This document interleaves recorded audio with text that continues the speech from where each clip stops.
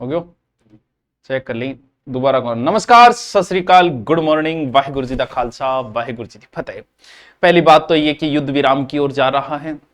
तनातनी का माहौल था। वैसे युद्ध में बड़ी रुचि रहती है व्यक्ति की, क्योंकि युद्ध एक मूल संवेग है और मूल संवेगों में रुचि रहती है। कि बाहर अगर सत्संग चल रही है तो हम न जाएं, लेकिन लड़ाई हो रही है तो हम पक्का जाएंगे। लड़ाई में हमारी रुचि रहती है। और हिटलर भी कहता है कि राष्ट्रवाद पनपाना है तो युद्ध करते रहो।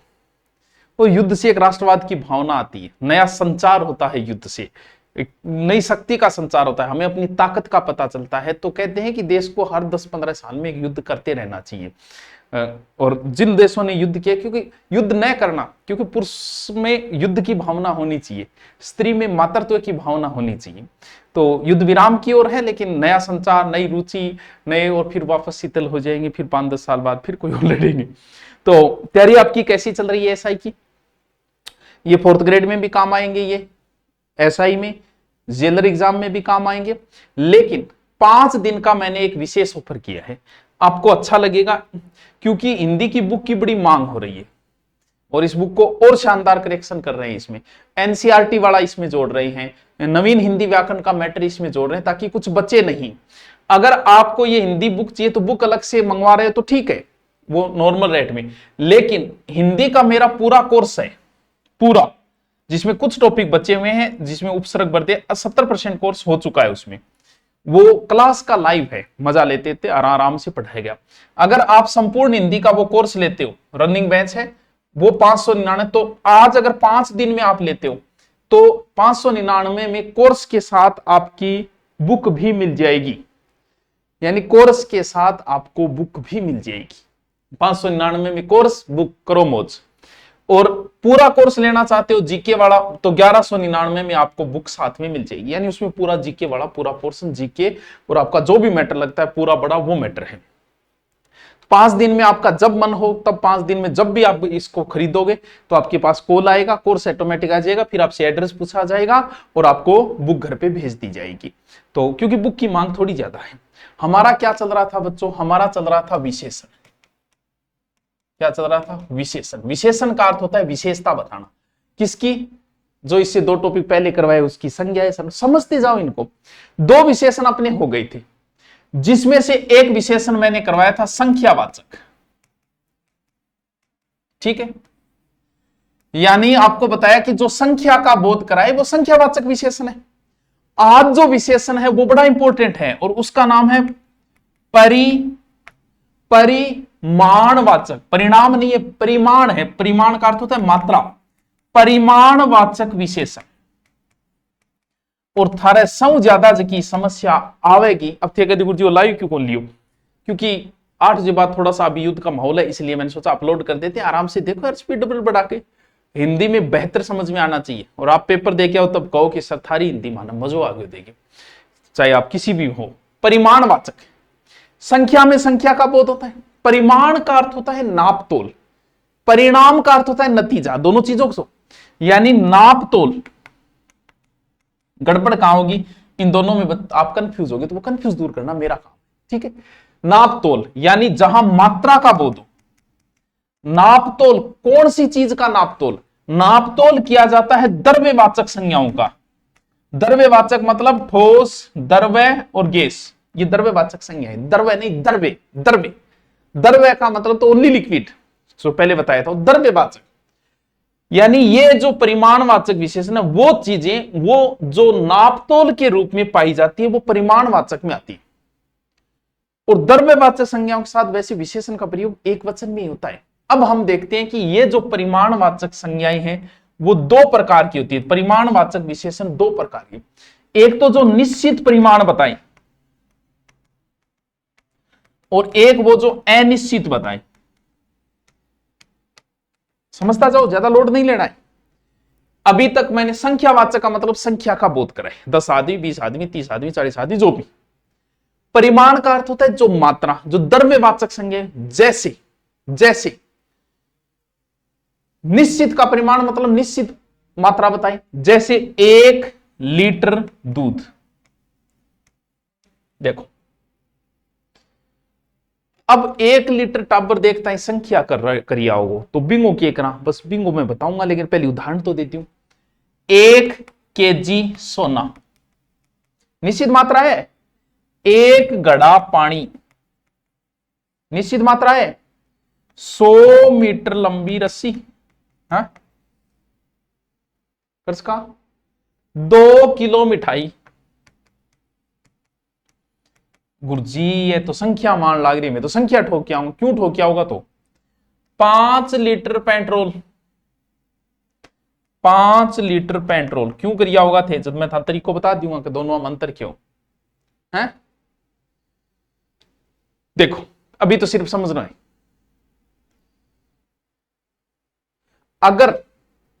अगर देखो यहां क्या लगाया मैंने, बस आई चीज समझिए। लीटर, केजी, और 1 घड़ो तो माप तो कौन लगाए, मीटर, केजी, लीटर। लगाए कौन लगाए? लगाए। अब देखो लीटर की है 8 इंच, 15 इंच, 2 लीटर। ये जो आगे मैंने लगाया वो क्या है? जी हां, थे कदी आ सुनियो कहे 2 किलो नहीं, 2 किलो दूध है, मैं 2 किलो पेट्रोल गलवायो गाड़ी। ये जो आप आगे लगाते हो वो क्या है? वो मात्रा है। किसकी? द्रव्यवाचक की। इसमें क्या होता है परिमाणवाचक में? अगर बंदे ने आगे मात्रा लगा रखी है, अगर आगे, चलो कोई बात नहीं, उदाहरण लिख, 5 केले, ठीक है, और 5 केजी केले। अब 5 केले, 5 केले तो आएंगे संख्यावाचक में, और 5 केजी केले आएंगे परिमाणवाचक में। और गुरुजी इंगो मतलब ओयो, अगर आगे मात्रा लगा रखी है तो मात्रा का मतलब परिमाण है, नाप तोल है, बंदा नाप तोल कर रहा है। 5 केले यहां संख्या है, यानी ऐसी चीज जिसे गिनी जा सके। ढेर के रूप में अगर होगी और मात्रा लगा दी भी 50 कुंटल गेहूं, अब गेहूं का दाना गिन लियो आगे, बहुत ही बेला हो तो ही कौन गिन सकोगा। बस सीधा ध्यान, अगर आगे उसने मात्रा लगाई है, लीटर है, केजी है, सेंटीमीटर, जो भी, तो है मात्रावाचक में, परिमाणवाचक में। वरना फिर जिसे आप गिन सकते हो वो संख्यावाचक। गुरुजी 5 किलो केड़ा भी गिन सका तो जब की बेल होएगी जी, कोई काम ही कौन की तेरे है, क्यों गिन ले जी तू, कै बार गिने तू। जैसे 7 संतरे किसमें आएगा? गुरुजी संख्यावाचक में, वो संख्या है। और 7 क्विंटल संतरे, क्विंटल, अब तू नहीं गिन सकेगा इसे, आगे क्विंटल की एक मात्रा लगा दी तो किसमें आएगा? परिमाणवाचक में। अच्छा गुरुजी 8 नंबर कटेंगे, बिल्कुल बेटा 8 नंबर कटेंगे। 10 आम गिन लिया तू, संख्या कितना आम है? 10, कितनी संख्या है? 10, संख्यावाचक। 10 केजी आम, अब हो गया परिमाणवाचक। 2 लकड़ी, संख्या। 2 टन लकड़ी, परिमाण। अब गलत जे थे करिया तो सरासर आपके गुरुदेव का अपमान होगा। अब गलत नहीं होना चाहिए। जिसको आप गिन सकते हो वो संख्या है, और जिसे ढेर के रूप में, जिसे आप नहीं गिन सकते, जिसके आगे मात्रा लगी हुई है, वो परिमाणवाचक है। वाह यार गुरुजी, थे तो जोर को बताए। यानी परिमाणवाचक संख्यावाचक चल रही। सीधा सा परिमाण का अर्थ होता है नापतोल, और संख्या का मतलब संख्या। तो हमने पहले पढ़ा निश्चित परिमाणवाचक, जो निश्चित संख्या को बताए, ठीक है। फिर दूसरा है अनिश्चित संख्यावाचक, अनिश्चित संख्यावाचक। अनिश्चित संख्यावाचक का मतलब जिसमें संख्या का पता न हो, इसमें फिक्स मात्रा नहीं होगी, उसमें शब्द आएंगे जैसे कुछ आम, अब कुछ में कितना के विरोध, थोड़ा सा पानी, थोड़ा सा पानी, ज्यादा चा, अब ज्यादा कोई मात्रा थोड़ी है, ज्यादा चा में अगलो 2 लीटर भी ले सके, ज्यादा हो मतलब कोई फिक्स थोड़ी है, अनिश्चित है। थोड़ा सा नमक ले आई, अब थोड़े नमक में होश कैकिंग के लिए 1 किलो भी थोड़ो है। मान लियो कि कोई बहुत बड़ा बिजनेस करेगा, थोड़ा सा नमक और ले ही रहेंगे, कम पड़ गया उसके वो 1 किलो लिया, अरे उसके खाने में थे मंगाओ थोड़ा सा ही तो ले, क्यों थोड़ा सा ही कोई फिक्स मात्रा नहीं है। जरा सी चाय है, जरा सी, ढेर सारी, ऐसे शब्द मिलेंगे। रबड़ी, ढेर सारी रबड़ी खाऊंगा मैं तो। बहुत मिठाई ले गया टाबर, बहुत मिठाई, यानी अनिश्चित ऐसी संख्या मिली, कुछ है, थोड़ो है, ज्यादा है, ढेर है, ऐसी शब्द मिलेगी। समझ में आई बात? गुरुजी की तो पल्ले पड़ियो, बस ध्यान यही होना चाहिए, पल्ले पड़ जाओ, सिर्फ मुझ में ध्यान रहेगा। अब एक चीज और तो, एक चीज, अनिश्चित, अनिश्चित परिमाणवाचक, ठीक ठीक है, और अनिश्चित संख्यावाचक। समझो, ये मैं बहुत बहुत लेवल का बता रहा हूं, जिसमें आप कोई एग्जाम कर लेना, ज्यादा टेंशन लेने की जरूरत नहीं। देखो, अनिश्चित परिमाणवाचक, जहां अनिश्चितता की मात्रा बताई जाए और जहां अनिश्चित संख्या बताई जाए, अब दोनों में थोड़ा सा अंतर देखने आपके। जैसे उसने कहा थोड़ा सा नमक, थोड़ा सा नमक, अब गोड़ो जाके यार थोड़ा सा नमक संख्यावाचक में लिखा या परिमाणवाचक में, कोई बात नहीं, कुछ मिठाई लेके आओ। उदाहरण लिखता हूं मैं एक बार, कुछ दही, ठीक है, और उदाहरण ले लो, थोड़ी छाछ और ले लो, थोड़ी छाछ। संख्यावाचक में मैं ले लेता हूं जैसे कुछ लोग, थोड़े रुपये हैं, और भी उदाहरण लेना है, मान ले लो, और कितना ही ले लो, थोड़ा दूध ले लो। मैं एक बार उदाहरण लिखूं, थान समझाऊंगा बाद में। जैसे मैं ले लिया थोड़ा दूध, उदाहरण ले सकता हूं इसमें, ज्यादा गेहूं है, और ले लो बहुत पानी ले लो, घड़ा ही ले लो, कुछ लड़के। एक बार सिर्फ उदाहरण लिख रहा हूं मैं, कुछ मकान है, तो इनमें भी कुछ, इनमें थोड़ा कुछ, सारे पेड़, ठीक है, बहुत आदमी और ले लो। अब समझो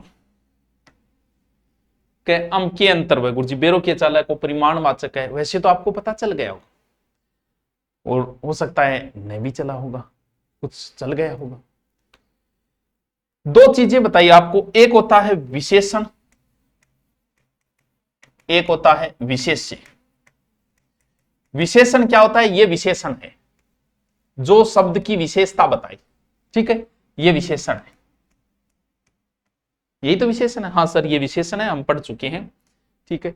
और जिसकी विशेषता बताई जाए, इसकी बताई जा रही है, इसकी विशेषता क्यों को नहीं हो रहा तू, इसकी विशेषता बताई जा रही है, इसकी विशेषता, उसे बोलते हैं विशेष्य। विशेषण तो आपको पता ही है, और जिसकी विशेषता बता रहे। अब देखो इसमें क्या होता है, इसमें जो विशेष्य होता है वो अगणनीय होता है, और इसमें जो विशेष्य होगा वो गणनीय होगा। सर समझ में नहीं आया, कोई बात नहीं, सीधा सा याद रखो कि अगर आपको कंफ्यूज हो जाए कि यहां अनिश्चित परिमाण है या अनिश्चित संख्या है, तो सीधा ध्यान रखो, नमक थोड़ा सा नमक ले, लेकिन नमक को आप नहीं गिन सकते। थोड़ा सा रुपया ले, लेकिन गिन सको थे कितना है, थोड़ा सा ले लिया मंदे गिनू, थोड़ा सा नमक लिया मंदे दाना गिनूंगा मैं। कुछ मिठाई के गिने को चाहिए, तो कुछ मिठाई, कुछ लड़के आए थे, तू बता कितना है, सीसीटीवी में देखे बता कितना है, कुछ छाया में भी गिन सको। यानी जहां आप गिन सकते हो वो संख्या में आएगा, जहां नहीं गिन सकते वो परिमाण में आएगा। बस होगी बात के लिए, थोड़ी सी छाप की है भाई, लेकिन कुछ मकानों को गिन सकते हो, सारे पेड़ों को गिन सकते हो, बहुत आदमी गिन सको, बड़ा लाख आया हो गया गिन सको थे, लेकिन थोड़ो दूध के गिने हो भाई, थोड़ी सी गेहूं दाना गिना हो गया बैठे बैठे तू। यानी अनिश्चित परिमाणवाचक में ये चीज हो सकता है आपके नहीं समझ में आई होगी कि विशेष से अगणनीय होता है, यहां विशेष से गणनीय होता है, हो सकता है नहीं समझ में आएगी, लेकिन बात आपको बता दी, जहां आप गिन सकते हो उसके आगे भले कुछ लगे, चाहे बहुत लगे चाहे थोड़ा लगे, थोड़ी लड़कियां, अब थोड़ी कितनी भाई, बहुत गाय, बहुत में भी गिन को थे, बहुत आदमी, लेकिन अधिक वर्षा तीनों के गिनोगा, वर्षा बूंद गिनोगा कि नहीं गिन सकते, परिमाण गिन सकते हो, संख्यावाचक आल्य। जैसे कुछ शब्द है अलप, किंचित और जरा, जरा सा नमक लेके आओ, जरा सा, जरा सी बात कर लो, जरा, अलप और किंचित ये यहां नहीं आ सकते कभी। क्या जरा सा रुपया ले गया, कभी सुनियो है, जरा सा रुपया ले गया कभी नहीं होगा, जरा सा लड़का आया, ये शब्द कभी संख्यावाचक में नहीं आते। ठीक है, संख्यावाचक विशेषण नहीं होंगे, परिमाणवाचक होते हैं ये तीन। चलो भाई, अब बताओ चीज पल्ले पड़ी या कौन पड़ी, यानी आपको मैंने परिमाणवाचक करवा दिया। ठीक है सर, करवा दिया आपने। लास्ट और चौथा जो सबसे ज्यादा पूछा जाता है उसका नाम है सार्वनामिक विशेषण। लास्ट, और कमेंट करके मुझे ये जरूर बताना कि आगे मुझे कौन सा टॉपिक करवाना है, क्रिया करवानी है या लिंग वचन क्रिया कारक, वो लिंग वचन वो करवाने हैं, आप बता देना। दोनों इंटरेस्टिंग टॉपिक है आगे वाले, थोड़ा सा आनंद भी आएगा। सार्वनामिक विशेषण, नाम देखो इसमें शब्द छुपा है सर्वनाम, और क्या जुड़ा है, इक प्रत्यय जुड़ा है, सार्वनामिक शब्द बना। यानी आगे क्या है, विशेषण, यानी जब सर्वनाम पूरे वाक्य की विशेषता बताने लग जाए, यानी जब सर्वनाम ही विशेषण बताने लगे। सर्वनाम कौन से है, सर्वनाम आपको पहले मैंने बताए थे, वो सर्वनाम, संज्ञा सर्वनाम, कोई, कुछ से, वो सर्वनाम थे, मैं, तुम, हम, 11 सर्वनाम थे। वो सर्वनाम जब विशेषता बताने लग जाए, जैसे एक लड़का है, उस लड़के के आगे सर्वनाम लगाया और वो उस लड़के की विशेषता बताने लग जाए, यानी जो आपके 11 सर्वनाम थे वो सर्वनाम ही जब विशेषता बताने लग जाए उसे सार्वनामिक। इसे बहुत कंफ्यूज बहुत होता है सार्वनामिक विशेषण। कैसे, जैसे संज्ञा है, संज्ञा की तो विशेषता बताते हैं सर्वनाम, ठीक है। जैसे संज्ञा आए ही नहीं, जैसे राम, वो मोहन ही ले लेते हैं, मोहन सुबह उठता है, इसके बाद वह खाना खाता है, यानी आगे वाला जो वाक्य उसके बाद वह खाना, या अगर पहले वाला हटा दे कि मोहन उठता है तो पता नहीं चलेगा ये वह किसके लिए है, क्यों, क्योंकि वहां संज्ञा गायब है, और संज्ञा गायब है, सर्वनाम आ गया। इसमें क्या होता है, अगर वाक्य के अंदर, यानी एक तो सर्वनाम अकेला है, जैसे अभी कह दिया कि मोहन सुबह 4 बजे उठता है, इसके बाद वह खाना खाता है, अगर शुरू वाला वाक्य हटा दे तो हमें नहीं पता चलेगा कि कौन खाना खा रहा है, लेकिन वह मोहन 4 बजे उठता है, यानी यहां वह साथ में आ गया मोहन के, जबकि सर्वनाम साथ में नहीं आने चाहिए। सर्वनामों का प्रयोग ही संज्ञा की जगह किया गया, बस यहीं पे सार्वनामिक विशेषण हो जाता है। बस इतनी सी कंसेप्ट अगर आप समझ गए, यानी जब सर्वनाम जो है वो संज्ञा के साथ आ जाए वहीं पे सार्वनामिक विशेषण बन जाता है। आ चीज अगर पकड़ गया नहीं तो पकड़ गया। जैसे पूजा, ठीक है, स्कूल से आई, ठीक है, इसके बाद वह पढ़ रही है, ठीक, पढ़ रही है, ठीक है सर, पढ़ने दे। आपसे पूछे वह क्या है, वह यहां सर्वनाम, किसके लिए आया है, पूजा के लिए, बिल्कुल ठीक है। अब दूसरा वाक्य लिखा, वह पूजा पढ़ रही है, यानी यहां पूजा की विशेषता वह बताने लग गया, और वह एक सर्वनाम था जो इसकी विशेषता बता रहा है, साथ में आ गया, यानी संज्ञा के साथ में सर्वनाम आया और सार्वनामिक विशेषण हुआ। अरे गुरुजी, सबसे ज्यादा पूछा जाता है सार्वनामिक से। जैसे किसी को बुलाओ, क्या है, कुछ नहीं, अनिश्चयवाचक सर्वनाम है। किसी बालक को बुलाओ, यहां बालक क्या है, संज्ञा है, और साथ में सर्वनाम जुड़ा हुआ है। ये लो जी, सार्वनामिक विशेषण। पकड़ गया तो पकड़ गया, नहीं पकड़ गया तो कद्दी को। वह लड़का जयपुर में पढ़ता है, ठीक है, वह लड़का जयपुर में पढ़ता है, ठीक है। क्या है, लड़का के साथ वह जुड़ा हुआ है, सर्वनाम जुड़ा है संज्ञा के साथ सार्वनामिक। यह लड़की पढ़ रही है, यह लड़की पढ़ रही है, क्या है, हो गया। कई बार डबल जो यौगिक होते हैं, जैसा देश वैसा बेस, ये भी सार्वनामिक ही। उतना काम करो जितना कर सकते हो, ये भी सार्वनामिक है। जैसे उस पंखे को यहां लेके आओ, उस पंखा, पंखा साथ में आ गया सर्वनाम की सार्वनाम। इस पुस्तक का लेखक कौन है, इस पुस्तक लेखक कौन है, संज्ञा के साथ दोनों सर्वनाम। कोई व्यक्ति आया हुआ है, कोई व्यक्ति सार्वनामिक विशेषण। कौन लड़का जा रहा है, यानी संज्ञा के साथ सर्वनाम सार्वनामिक। तुम कौन सा पौधा, तुम्हें कौन सा पौधा चाहिए, पौधा के साथ सर्वनाम। अब बताओ क्या समझी है, बताओ क्या समस्या आई। अगर अब सर्वनाम थारा समझ में को नहीं आए तो टाबरो आपने और काम लाग जाइए। थोड़ी सी टफ है, लेकिन पूरी कोशिश की है मैंने कि आपको समझा सके।